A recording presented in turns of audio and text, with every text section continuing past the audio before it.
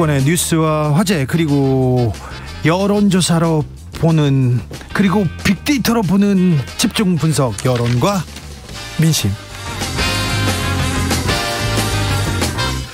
이강윤 한국사회 여론연구소 소장님, 어서 오세요. 안녕하세요. 전민기 한국인사이트 연구소 팀장님, 어서 오세요. 안녕하세요. 네.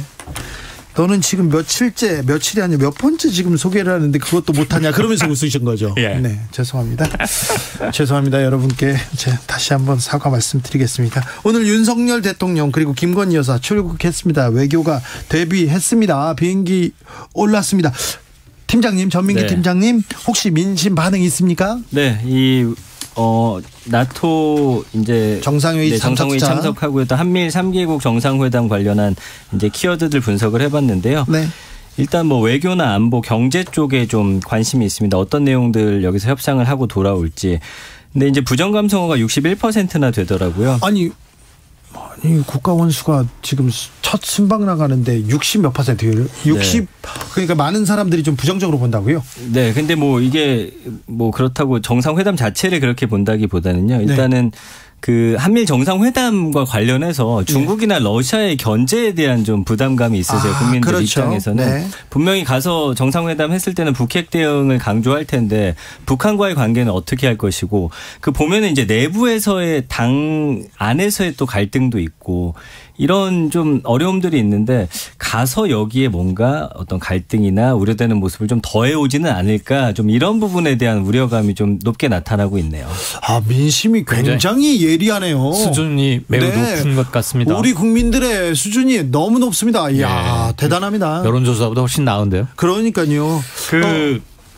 아까 중국 러시아 이 얘기 전 팀장이 전해졌는데, 중국이 오늘 이런 중국 유력지에 이런 거 났죠. 한국은 체스판 위에 강대국의 졸 아닌가, 그러면서 이번 나토 정상회담 참석하는 거 맹 비난했고, 네. 일본이 한국, 호주, 뉴질랜드 등 아시아 오세아니아 국가들을 끌어들이고 있다, 그러면서 매우 못마땅해 했습니다. 저희가 이 건 관련해서 따로 별도 문항으로 여론조사를 진행한 것은 없지만, 그동안 이렇게 직관적으로 느껴지는 것은 첫 외교지 않습니까? 네, 그렇죠. 신냉전 체제에 신중 대응할 필요가 있다, 이런 견해들은 계속 포착이 되고요. 국민들이 그렇게 생각해요. 우리 국익 잘 지켜달라. 네. 그리고 지금 굉장히 위중한 국면이고, 특히 경제. 네. 그다음에 우크라이나 전쟁이 미치는 파급이 굉장히 크지 않습니까? 경제 쪽에 미치는 영향이 크지 않습니까? 그렇습니다. 경제 안보를 네. 말로만 하지 말고 다 지켜라, 이런 여론은 명백히 포착은 되는 것 같습니다. 네. 아무튼 군사협의체 회의에 가고 있어서 국민들이 외교는 국익, 그다음 경제, 실리 이런 걸 따져야 될 텐데 이렇게 걱정하고 있다는 걸 좀 알아주셨으면 합니다. 김건희 여사에 대한 또 민심 이렇게 반응하죠. 네. 뭐라고 합니까? 이제 가서 이제 김건희 여사의 일정은 또 어떻게 될 것인지, 외교적으로 국제적으로 대비를 하는 건데 어떤 모습 보여줄지 좀 이제 많은 기대감도 있는데요. 역시나 부정 비율이 57%입니다.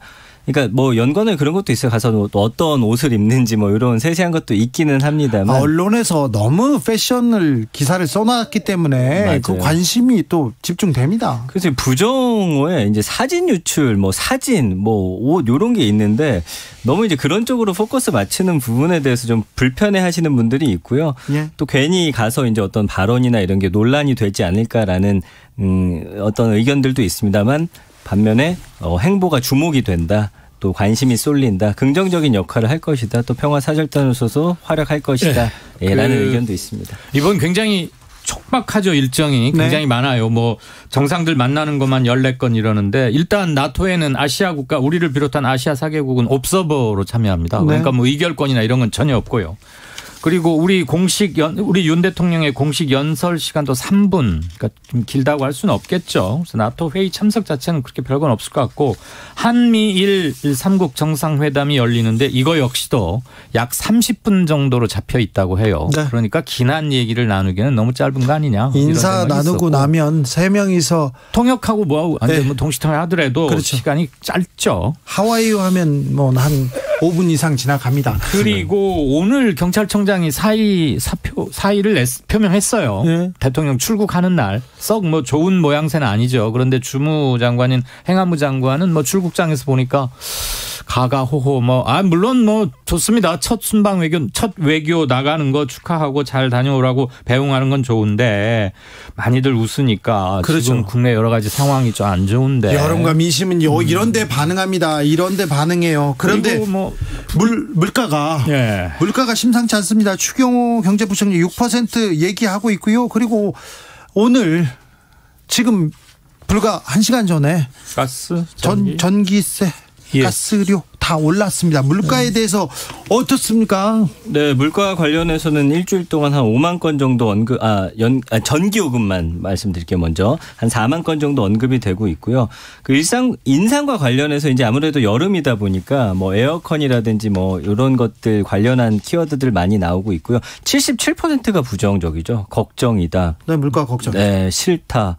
이걸 좀 억누를 수 있었으면 좋겠다. 그 다음에 우려가 된다. 그러면서 또 불가피하다라는 것도 있어요. 경제적인 세계의 그런 어떤 분위기 때문에. 네.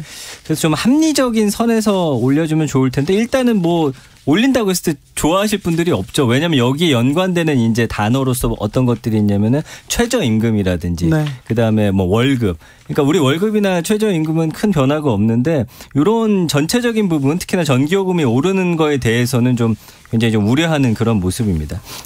전기료는 참 애매했을 거예요. 안 올릴 수도 없고 지금 고금리에 물가가 막 뛰니까 물가 관리 측면에서는 조금이라도 이건 전 국민이 다 해당되는 거니까. 네. 그런데 이 직전까지는 플러스 마이너스 직전 분기 대비 플러스 마이너스 3원 최대 3원까지 올릴 수 있는데 이번에 그 조정폭 규정을 손질해 가면서 5원을 올렸어요. 오늘 5원 올렸습니다. 네, 그런데도 한전의 구조적 적자를 해결하는 데는 언발의 오줌 누기입니다.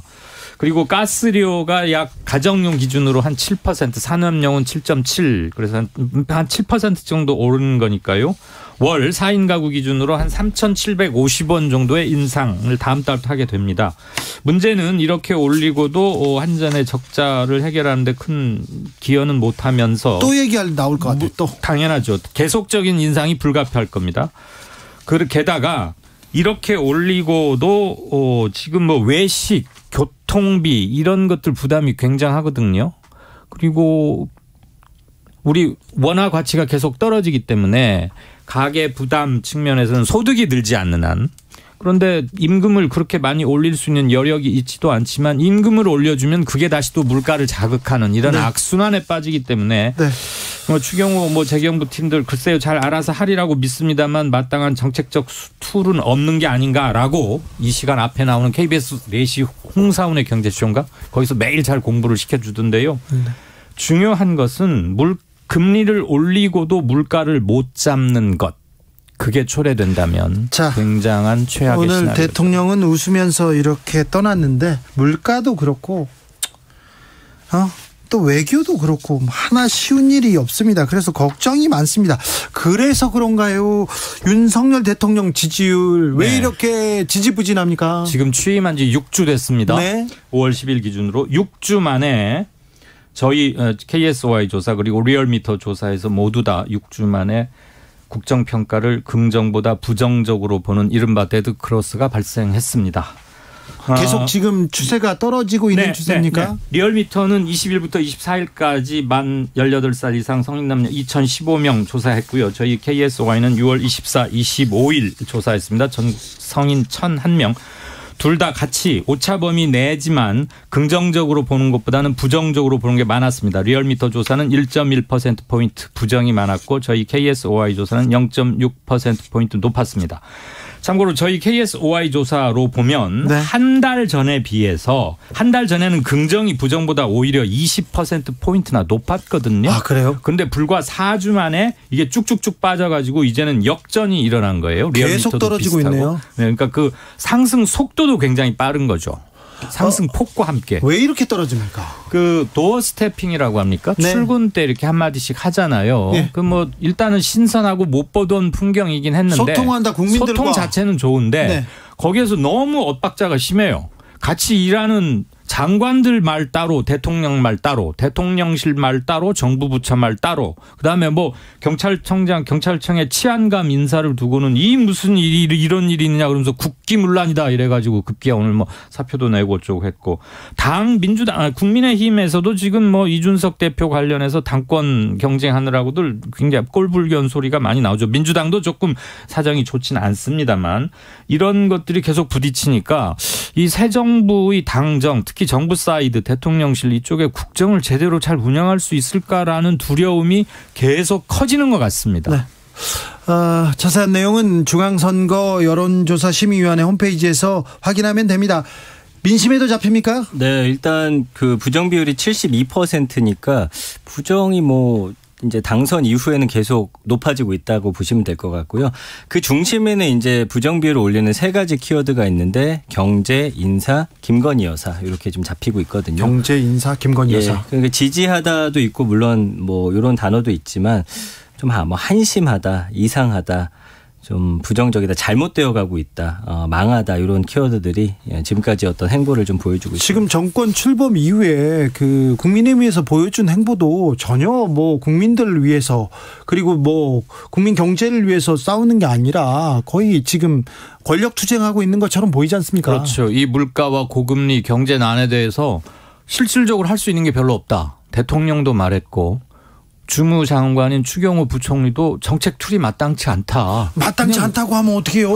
그러니까 그냥 각자 도생하고 당하는 수밖에 없다는 것처럼 들릴 수 있잖아요. 아니 그리고는 물론 대외적 요인이 크다곤 하더라도. 아니 크더라도 외부에서 오는 외풍은 좀 막아주고 네. 외부에서 크게 떨어지면 우리는 조금 덜 떨어뜨리게 만들고 이게 정치 아닙니까? 맞습니다. 그리고 그걸 찾아내는 게 경제 관료들이 할 일이고요. 예, 네. 못한다고 하시면 안 되죠. 그리고 말을 그렇게 하면 솔직하다는 얘기는 들을 수 있을지 모르나 불안감을 굉장히 증폭시키는 것이고 그럼 뭘 하는 거냐? 국민들이 그렇게 좀 느끼는 거죠. 불안하다. 이게 좀 보여주지 못한다. 할 만한 게 없다고 그러면은 불안하지 않겠습니까? 아니 할 만한 게 없다고 하면서 법인세 부자들 감세는 해주고 서민들한테는 안 해주니까요. 물가를 풀려면 중국산 저가 뭐 이런 것들을 다각적으로 고려를 할 필요가 있거든요. 근데 지금 그런 쪽에는 큰 신경을 쓰고 있는 것 같지 않고요.